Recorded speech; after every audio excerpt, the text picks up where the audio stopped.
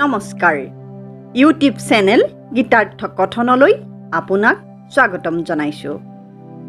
শ্ৰীমদ্ভগৱত গীতা ভগৱান শ্ৰীকৃষ্ণৰ স্বমুখনিসৃত বাণীৰূপে পৰিচিত সমস্ত হিন্দু শাস্ত্ৰৰ সাৰ, পৃথিৱীৰ প্ৰায় সমস্ত ভাষালৈ অনুদিত সৰ্বাধিক জনপ্ৰিয় এই গ্ৰন্থভাগীৰ এটি সৰল অনুবাদ আপোনাৰ সন্মুখত উপস্থাপন কৰিব বিচাৰিছোঁ। আহকচোন আমি এই শাস্ত্ৰভাগীৰ ভিতৰলৈ সোমাই যাওঁ। শ্ৰীমদ্ ভগৱত গীতা দ্বিতীয় অধ্যায় শ্লোক সংখ্যা ১বিংশতি। বেদা বিনাশিনম নিত্যম য়েনমজমব্যয়ম কথম চ পুৰুষঃ পাৰ্থ কম ঘাতয়তি হন্তিকম। শব্দাৰ্থ: বেদ জানে অবিনাশিনম অবিনাশী, যাৰ নাশ নহয়, নিত্যম নিত্য, যি সদায় থাকে, যিজনে এনম অজম অব্যয়ম এনম অজম অব্যয়ম, ইয়াক জন্মহীন আৰু ব্যয়হীন বুলি জানে। কথম কেনেকৈ, স্বঃ সেই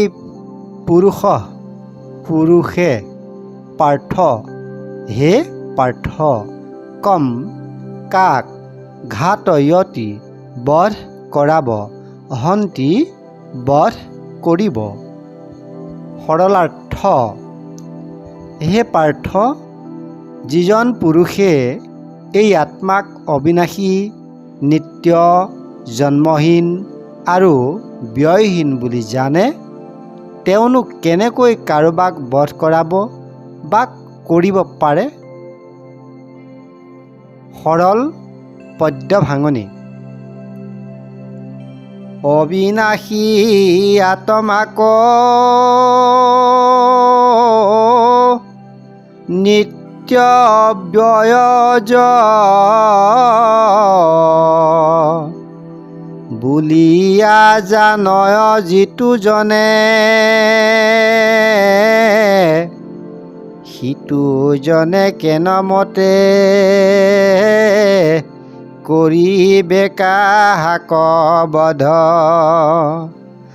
কাহাক বধাইবে সিটো প্ৰাণে।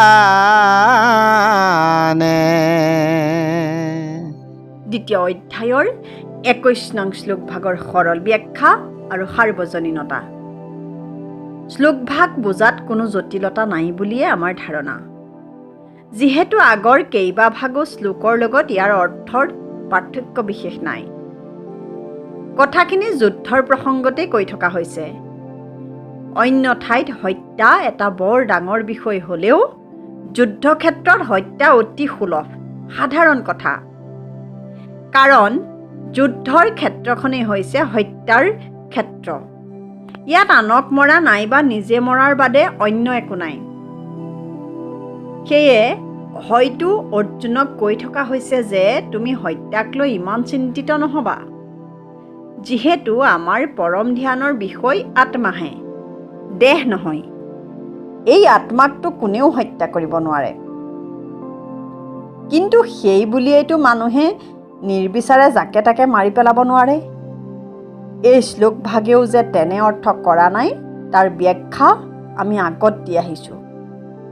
সেয়ে আমাৰ বোধেৰে আগৰ কেইবাভাগো শ্লোক, এইভাগ শ্লোক আৰু পৰৱৰ্তী বহুতো শ্লোকত য'ত আত্মাক হত্যা কৰিব নোৱাৰি বুলি বাৰে বাৰে কৈ থকা হৈছে, এই সকলো শ্লোকৰ ব্যাখ্যাৰ কেন্দ্ৰ হত্যা নহয়, আত্মাৰ জ্ঞান প্ৰদান কৰা বুলিহে ধৰি লোৱা উচিত। অৰ্জুনক হয়তো ক'ব খোজা হৈছে, তুমি হত্যাৰ কথা ইমানকৈ ভাবি নাথাকিবা, যাক হত্যা কৰিব নোৱাৰি তাৰ কথাহে ভাবা, তাৰ জ্ঞানহে লোৱা, তেতিয়াহে তুমি হত্যাৰ তাৎপৰ্য বুজি পাবা। এই প্ৰসংগত আমি এটা কথা আলোচনা কৰিব খুজিছোঁ। হত্যা হিংসা হয়নে নহয়? এই ক্ষেত্ৰত আধুনিক আইনে আমাক কি কয়? যদি হত্যা হিংসাই হয়, তেন্তে আইনে মানুহক মৃত্যুদণ্ড কেনেকৈ দিয়ে?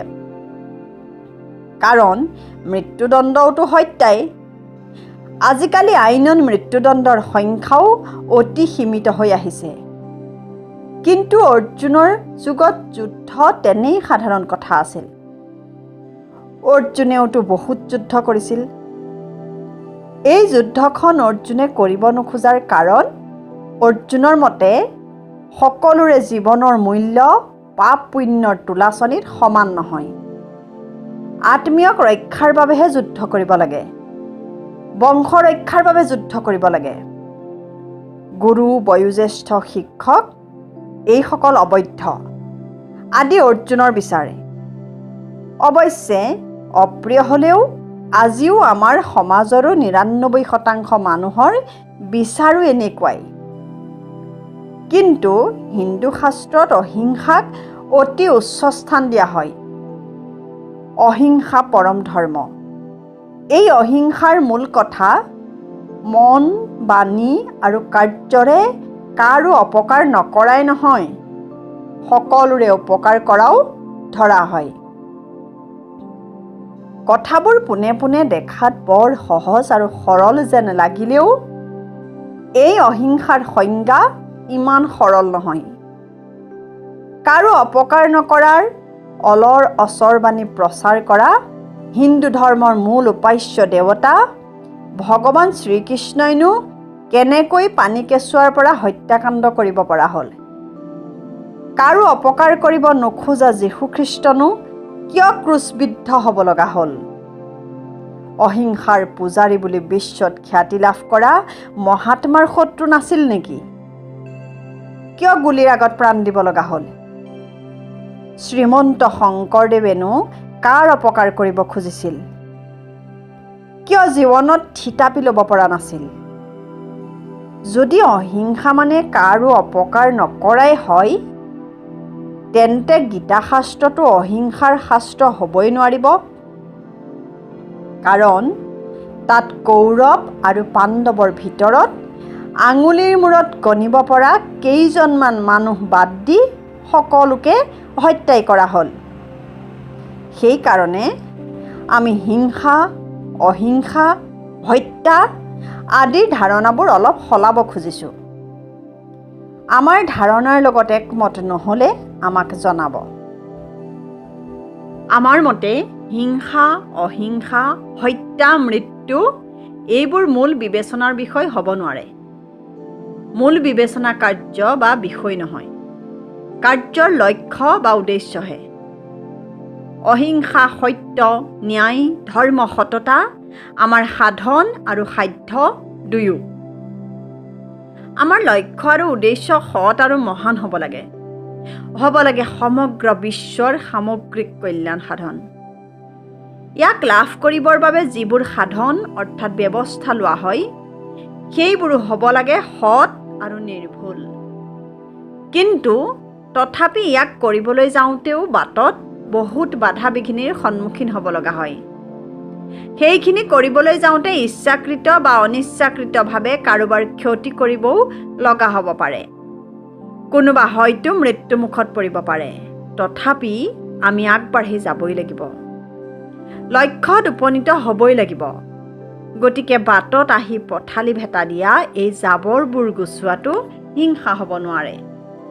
গতিকে পিছৰ ভিডিঅ'সমূহ পাই থাকিবলৈ আমাৰ চেনেলটো ছাবস্ক্ৰাইব কৰি বেল বুটামটো টিপি থ'ব আৰু লাইক, কমেণ্ট, শ্বেয়াৰ কৰিবলৈ নাপাহৰিব। ধন্যবাদ।